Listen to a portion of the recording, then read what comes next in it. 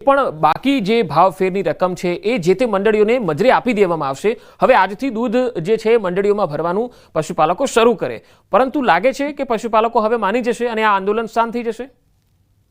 पंकज ચોક્કસ રીતે હાલ તો જે આંદોલનની વાત ચાલી રહી છે, વાત તદ્દન ખોટી, જે દૂધ બંધ કરવાની વાત ખોટી લાગી રહી છે, કારણ કે ક્યાંક ને ક્યાંક ઘણા પશુપાલકો છે કે જે અત્યારે હાલ દૂધ ભરાવતા નથી અને કેટલીક જગ્યાએ જે મિશ્ર પ્રતિસાદ કહી શકાય, મિશ્ર પ્રતિસાદ અત્યારે હાલ તો મળી રહ્યો છે। નોંધનીય છે કે જે અત્યારે હાલ જે પશુપાલકો છે તે અમુક જગ્યાએથી દૂધ ભરાઈને જ્યાં પશુપાલકો દૂધ ભરાવી રહ્યા છે, તો આ ઉપરાંત જે અમુક જે એવા ગામડાઓ કે એવા વિસ્તારો છે કે જ્યાં હજુ પણ દૂધ ભરાવાતું નથી। કેટલીક મંડળીઓ પણ એવી છે કે જ્યાં દૂધ ન ભરાવા માટેની પણ જાહેરાત કરી દેવામાં આવી છે અને ક્યાં સાબર ડેરી દ્વારા જે દૂધની ટેન્કરો જે લઈને નીકળતા હોય છે તેમની પાછળ પણ પોલીસ બંદોબસ્ત રાખવામાં આવતો છે। આગળ એક ગાડી ને પાછળ એક ગાડી, એમ કે પોલીસ એક થી બે ગાડી જે ટેન્કરો છે ટેન્કરો પાછળ રાખવામાં આવતી છે, કારણ કે જે દૂધનો વેડફાટ ન થાય। અમુક જગ્યા એવી છે કે ક્યાંક રસ્તા ઉપર જે દૂધને ટેન્કરો નીકળતી હોય છે ત્યાંથી તેમને અંદર જે પાણી જે દૂધ છે દૂધનો પાછળનો વાલ્વ ખોલીને દૂધ નીકાળી દેવામાં આવતો હોય છે અને આ રીતે દૂધનો વેડફાટ થતો હોય છે। એટલે કે પશુપાલકો જે આ દૂધ ટેન્કર દ્વારા નીકળી રહ્યું છે તે પણ અટકાવવામાં આવી રહ્યું છે। પંકજ, ઈશાન, શું કારણ છે? કારણ કે જો હવે માગણી જો છે એ પૂરી થઈ જવાની હોય તો પછી દૂધ ન ભરવાનું અને આંદોલનને જારી રાખવાનું કારણ શું? પંકજ, ચોક્કસ રીતે હાલ તો સાબરડેરી દ્વારા કોઈ યોગ્ય તારીખ આપવામાં આવી નથી। જો યોગ્ય તારીખ આપવામાં કે આ દિવસે જ જે ભાવફેર છે ભાવફેર આપવામાં આવશે અને જે માગણી છે 20% વધુની માગણી, 20% વધુ માગણી પણ હજુ સુધી કોઈ ચોખવટ કરવામાં નથી આવી। તેના કારણે પશુપાલકોનો અત્યારે હાલ તો વિરોધ જોવા મળી રહ્યો છે। જ્યાં સુધી એમને યોગ્ય ભાવફેર ન મળે અને જે યોગ્ય તારીખ આપવામાં આવે કે 2 દિવસ બાદ કે 5 તારીખ કે 10 તારીખ કે કોઈ પણ તારીખ હોય, અને ફિક્સ તારીખ હજુ સુધી ડેરીના સત્તાધીશો દ્વારા જણાવવામાં આવી નથી। તેને લઈને આ એક વિરોધનું પ્રદર્શન ચાલી રહ્યું છે અને ક્યાંક તો હજુ આવનારો સમય બતાવશે, પરંતુ હાલ જે પશુપાલકો છે એ દૂધ ન ભરાવીને પોતાનો વિરોધ તો હાલ તો દર્શાવી રહ્યા છે। ઈશાન, મારી સાથે આપ જોડાયેલા રહેશો, કારણ કે હવેના જે સમાચાર છે એ પણ સાબરકાંઠા અરવલ્લીથી જ છે। આંદોલન વધુ ઉગ્ર બની રહ્યું છે। સાબર ડેરી ભાવફેર મામલે આંદોલન હજુ યથાવત છે। પશુપાલકોનો વિરોધ, ડેરીએ પોલીસ રક્ષણ આપ્યું છે। દૂધના ટેન્કર પોલીસ બંદોબસ્ત વચ્ચે લઈ જવાઈ રહ્યા છે। દૂધના ટેન્કરને પોલીસે એસ્કોર્ટ કર્યા છે। ઘણી જગ્યાએ ટેન્કર રોકી દૂધ રોડ પર ઢોળી દેવાય છે। દૂધ પરિવહનની વ્યવસ્થા કરવામાં આવી છે એવું સાબર ડેરીએ જણાવ્યું છે। ઈશાન, સાબર ડેરીએ હવે પોલીસ રક્ષણ આપ્યું છે। જે ટેન્કરો જઈ રહ્યા છે ત્યાં પોલીસ એસ્કોર્ટ કરીને તેને લઈ જઈ રહી છે। આ અંગે શું વધુ વિગત?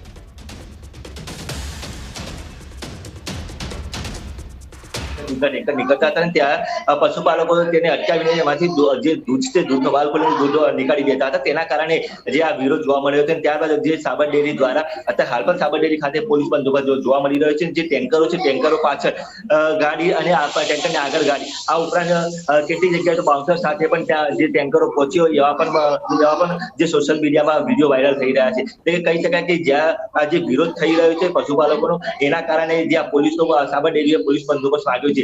એક બાજુ સાબર ડેરી કીધું ટૂંક સમયમાં જે ભાવફેર છે તે આપી દેવામાં આવશે, પરંતુ ભાવફેર હજી સુધી મળ્યો નથી, તેના કારણે પણ આ વિરોધ જોવા મળી રહ્યો છે। પંકજ, જી, સાબર ડેરીના કોઈ પણ સત્તાધીશ, ચેરમેન કે એમડીએ આ અંગે ઈશાન કોઈ ફોડ પાડ્યો છે? કોઈ સત્તાવાર રીતે આ આંદોલનને શાંત કરવા માટે કોઈ પ્રતિક્રિયા આપી છે ખરી?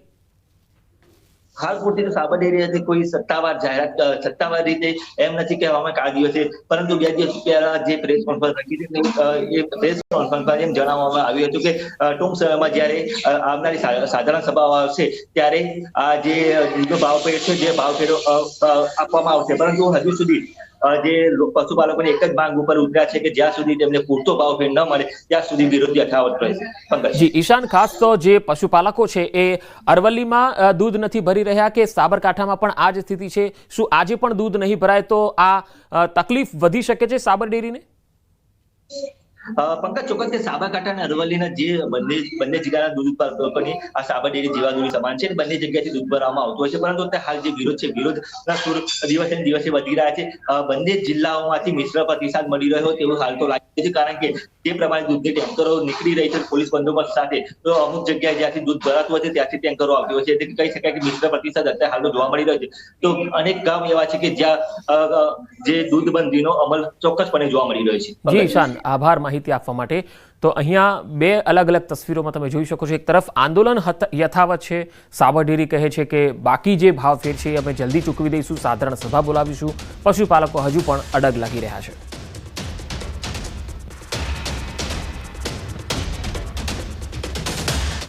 વાત વડોદરાની. વડોદરામાં બાળ તસ્કરીનું એક મોટું કૌભાંડ પકડાયું છે. વડોદરા રેલવે સ્ટેશન પરથી આ મોટું કૌભાંડ સામે આવ્યું.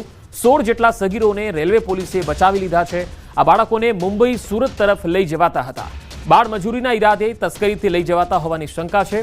બિહાર મધ્યપ્રદેશના બાળકો બાળ તસ્કરીની શંકા છે. લાલચ આપીને લઈ જવાતા હોવાની આશંકા છે. ટ્રેનના ડબ્બામાં બાળકો પાસેથી કોઈ વ્યક્તિ નથી મળી આવ્યો. હાલમાં વાલીઓનો સંપર્ક કરી અને સોંપણીની કાર્યવાહી કરવામાં આવી રહી છે.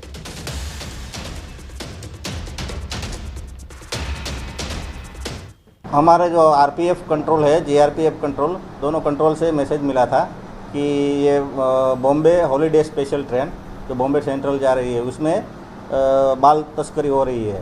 तो 24 जितने जो थे वो एडल्ट थे, मतलब 18 प्लस, और 17 बच्चे ऐसे थे जो माइनर थे. तो 17 बच्चे को हमने CWC से बात किया, फिर रेस्क्यू करके उसका मेडिकल सब करके वो जो भी हमारी प्रोसीजर होती है वो वेलफेयर को, चाइल्ड वेलफेयर को हमने हैंड ओवर किया है. આ બાળકોનું ઉંમર વેરિફિકેશન કરવામાં આવશે અને અહીંની ચાઇલ્ડ વેલફેર કમિટી જે છે એમાં આમને સોંપણી કરવામાં આવશે, ત્યાંનું કાઉન્સિલિંગ કરી અને આગળની પ્રક્રિયા કરવામાં આવશે. 16 બાળકો અહીં આગળ અત્યારે રેસ્ક્યુ કર્યા છે. અલગ અલગ વિસ્તારના છે, બિહારના છે, મધ્યપ્રદેશના છે, રતલામ બાજુથી આવ્યા છે, એટલે એ બાજુના રાજ્યોના છે. બધા જ અલગ અલગ રાજ્યોમાંથી લગભગ જાણવા મળ્યું છે એમના આધાર કાર્ડને વેરીફાઈ કરતા. રાજ્યમાં દારૂ ઘુસાડવા બુટલેગરો બેફામ બન્યા છે. અરવલ્લીની શામળાજી બોર્ડરનો એક વિડીયો વાયરલ થયો છે. અહીંયા એલસીબીની ટીમ દારૂ ભરેલી કાર ઝડપવા પહોંચી હતી. કાર ચાલકે પોલીસ જોઈ અને પૂર ઝડપે રિવર્સ દોડાવી. પોલીસ અને બુટલેગરની કાર વચ્ચે બન્યા દિલ ધડક ફિલ્મી દ્રશ્યો. તસવીરોમાં તમે પણ જોઈ શકો છો. બુટલેગર અંધારામાં સતત કાર રિવર્સ દોડાવીને ફરાર થવાની કોશિશ કરી રહ્યો છે. પોલીસની ગાડી જોઈ બુટલેગરે કાર રિવર્સ ભગાડી. રિવર્સ કાર દોડાવી અને પોલીસને ચકમો આપવી બુટલેગર ફરાર થયો. પોલીસની ટીમ જોતી રહી ગઈ અને નજર સામે જ દારૂ ભરેલી કાર લઈ બુટલેગર ભાગી છૂટ્યો. એલસીબીએ આરોપીને ઝડપી લેવા શોધખોળ હાથ ધરી છે. તો આ તસવીર અરવલ્લીથી આવી રહી છે. વધુ માહિતી મેળવીએ સંવાદદાતા હાર્દિક પટેલ મારી સાથે જોડાયા છે. હાર્દિક, આ જે બુટલેગર છે એને પણ પોલીસ પકડી ન શકી. આંખોની સામે આ બુટલેગર કાર રિવર્સ લઈને ફરાર થઈ જાય છે. હવે શું કાર્યવાહી થશે? પ્રકારના દ્રશ્યો સામે આવ્યા છે. ચોક્કસથી દિલધડક ફિલ્મી દ્રશ્યો છે. ખાસ કરીને શામળાજી જે બોર્ડર વિસ્તાર છે ગુજરાત રાજસ્થાનનો, ત્યાં લગભગ જે મોટી બોર્ડર જે છે રતનપુર બોર્ડર છે અને નાની અન્ય બોર્ડરો છે, ત્યાં નાના રસ્તાઓ ઉપર થઈ અને જે બુટલેગરો છે તે દારૂ ઘુસાડતા હોય છે, જેની બાતમી પોલીસને મળી હતી. જિલ્લા એલસીબી પોલીસની ટીમ ત્યાં પહોંચી હતી, જેમને સામેથી આવતી ક્રેટા કારને પકડવાનો પ્રયાસ કર્યો હતો, પરંતુ તેને રિવર્સમાં લઈ જઈ અને જોઈ શકાય એ પ્રમાણે કે ફિલ્મી દ્રશ્યો સર્જાયા તે પ્રકારે સતત રિવર્સમાં લઈ જઈ અને તે ભાગી છૂટ્યો હતો. અને ખાસ કરીને પોલીસ દ્વારા તેને પકડવાનો પ્રયાસ પણ કરવામાં આવી રહ્યો છે. પરંતુ કહી શકાય કે બુટલેગરો જે પ્રકારે મરણીયો પ્રયાસ કરી રહ્યા છે ગુજરાતમાં દારૂ ઘુસાડવાનો, નશીલા પદાર્થો ઘુસાડવાનો, એટલે આ પ્રકારના પ્રયાસને પોલીસ નિષ્ફળ કરવાનો પ્રયાસ પણ કરી રહી છે. પરંતુ જે બુટલેગરો છે તમામ જે પ્રકારે સજ્જ હોય છે, તમામ પ્રકારે એક્ટિવ હોય છે, તેના કારણે ક્યાંક ને ક્યાંક તેઓ બચી નીકળતા હોય છે. એટલે આ પ્રકારના દ્રશ્યો ક્યારે સામે આવતા નથી હોતા, પરંતુ આ પ્રકારના દિલધડક દ્રશ્યો સામે આવ્યા છે. જી હાર્દિક, આભાર માહિતી આપવા માટે. બનાસકાંઠાના દાંતા તાલુકાના મોટા પીપોદરા ગામના 300 જેટલા લોકોનું પુનર્વસનનો કાર્યક્રમ યોજાવાનો છે. વેરાન બનેલી જગ્યા ફરી ધબકતી થવાની છે. મોટા પીપોદરા ગામ ફરી હરિયાળું બનશે. ગૃહ રાજ્યમંત્રી હર્ષ સંઘવી કોદરવી કોમના 300 સભ્યોને એક સાથે પોતાના ગામમાં ફરી પુનર્વસન કરાવશે. આ પરિવારો 8.5 હેક્ટર જેટલી જમીન છોડી ગયા હતા, તે police district inspector land record સાથે પરત કરાશે. કુલ 29 પરિવારના 300 સભ્યોને પોતાની ઓળખ મળશે.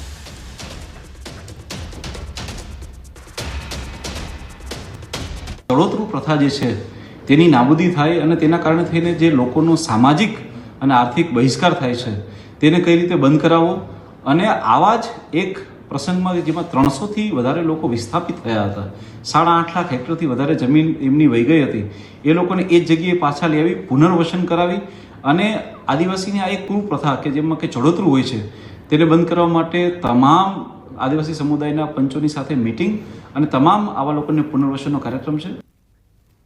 વરસાદ અંગે અંબાલાલનું અનોખું અનુમાન. જે ભાગોમાં ઈયળ પડે ત્યાં વરસાદ ઓછો થાય. ગાંધીનગરના માણસા વિસ્તારમાં જોવા મળી ઈયળ. 21 જુલાઈ સુધીમાં હવામાનમાં પલટો આવશે. આ જીવાતની સાયકલ 27 દિવસ મનાય છે. હાલ જોવા મળતી જીવાત મોટી હોવાથી હવે થોડા દિવસોમાં સાયકલ પૂરી થશે. જીવાતની સાયકલ પૂરી થતાં આગામી 21 જુલાઈ હવામાનમાં પલટો જોવા મળશે. હમણાં કાંકરા જોવા મળે છે, ગાંધીનગરના ભાગોમાં કહેવાય છે કે કાતરા એટલે ગુજરાત હેરી કેટલ પિલ્લર આવી ઈયળ પડે તો વરસાદ લગભગ ઓછો આવે છે અથવા તો વિષમ વાતાવરણ રાખે છે, વાદળછાયું, ક્યાંક ઝાપટું પડી જાય છે અને આ કાતરાની ઈયળ જ્યારે એની અવસ્થા પૂર્ણ કરે ત્યારે વરસાદ થતો હોય છે. જે ફૂદું હોય ઈંડું મૂકે, ઈંડામાંથી ઈયળ થાય, ઈયળમાંથી કોસેટો થાય અને કોસેટામાંથી જ્યારે પુનઃ લગભગ એમાંથી ફૂદું નીકળે એટલે ઈંડું ઈયળ કોસેટો અને ફૂદું આ એની અવસ્થાઓ છે અને આ અવસ્થાઓ પૂર્ણ થાય પછી જ વરસાદ થતો હોય છે એવું કહેવાય છે. કારણ કે આ જીવાત જે છે એને અને હવામાનને કંઈક લાગતું વળગતું હશે. ઉત્તરાખંડના પર્વતોમાં સતત વરસાદ અને બંધમાંથી પાણી છોડવાના કારણે સંગમ ખાતે ગંગા અને યમુના નદીઓમાં પૂરની સ્થિતિ જોવા મળી. ગંગા અને યમુના બંને નદીઓના પાણીનું સ્તર ઝડપથી વધી રહ્યું છે.